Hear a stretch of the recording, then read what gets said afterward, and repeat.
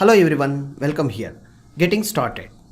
ASP.NET Core MVC course with the full real world project we are going to initiating.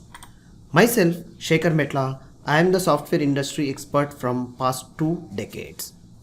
I have worked with different online and offline real world projects with the help of to share these knowledge to many students who are very much pretty interested to learn in real world example exercises.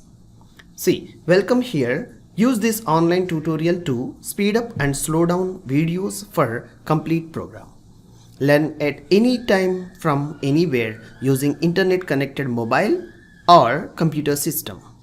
Make sure to use of practical exercises to learn real world concepts hands-on sessions. Check with your knowledge using documents. For instance, quick help, Google or Stack Overflow search engine techniques. Submit your questions on Ask QA forums for detail what you have tried with screenshot of error code what you have practiced.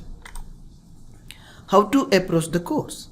Best way to approach the course is review videos with your practical hands-on sessions.